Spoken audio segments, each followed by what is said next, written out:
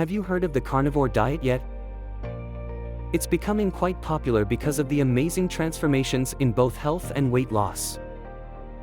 People experience this when they give it a try. In this video, I'm going to try to give you a comprehensive list of everything that you should consider and plan for when starting a carnivore diet. What is the carnivore diet? On the carnivore diet, you cut carbohydrates and eat nothing but meat and other animal products, like beef, chicken, pork, fish, and eggs. The idea is that by cutting all carbs, your body will burn fat for energy and you will lose weight. Other claims of this diet are that it can fight inflammation, lower blood sugar in people with diabetes, and improve mental health. But some people may notice some of the benefits of a carnivore diet almost immediately within days. Other benefits take weeks, if not months, to happen. Many people start a 60 or 90-day challenge depending on what health or weight issues they have. Next is, when and how much should you eat on a carnivore diet? Eat until you are comfortably satisfied. There is no calorie counting. There is no portion control on a carnivore diet. There's really no macro counting on a carnivore diet. You are to eat as our ancestors did. When you are hungry, you sit and eat, and you eat until you are full, then you stop eating. For many of us, our entire life we have been worried about portion size and calorie counts to where it has almost become an unconscious thing where we try to limit how much we eat. On a carnivore diet, you don't have to do that. You get to eat until you are full.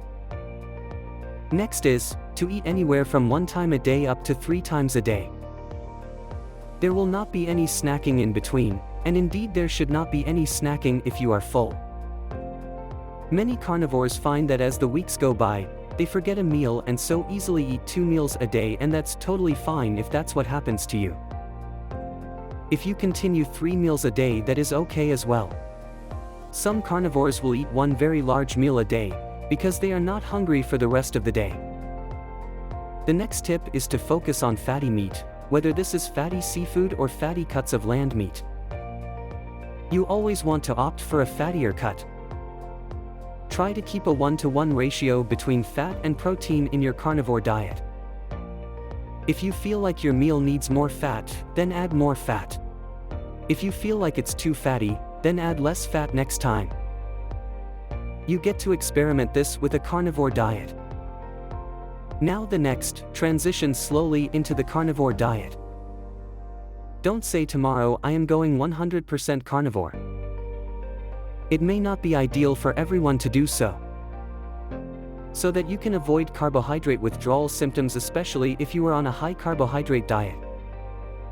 Now the next thing is to give your stomach, your gallbladder, and your liver time to adapt to this. Give it time to adjust. Now the next point is to cook in animal fats. So throw away all the vegetable oils. Do not use seed oils on the carnivore diet.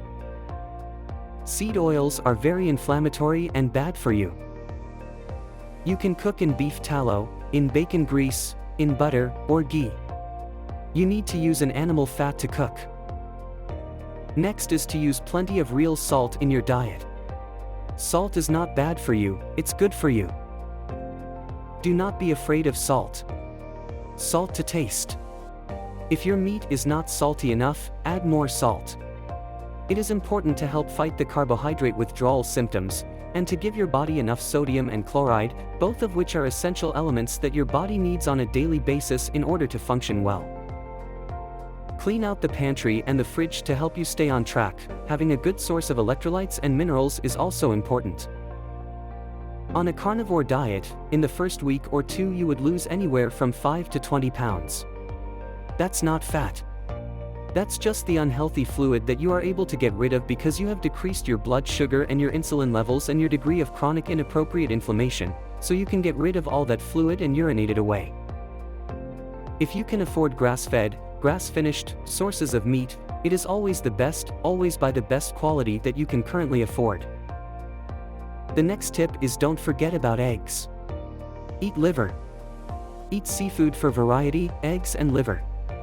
Liver is a superfood, multivitamin, If you can find some kind of liver that you love and you eat that 2 or 3 times a week, that's going to be an excellent source of vitamins and minerals that otherwise you may just not have access to. Many people worry about vitamin C deficiency, scurvy, and other vitamin deficiencies on a carnivore diet. While eating a carbohydrate diet you do need a lot of vitamin C, however while on a meat diet you do not require as much vitamin C. Red meat contains all the nutrients you will need. So do not be scared of vitamin C. So far no one on this diet has been diagnosed with scurvy or vitamin C deficiency. What do you think about the carnivore diet? Have you tried it before? Subscribe for more health tips.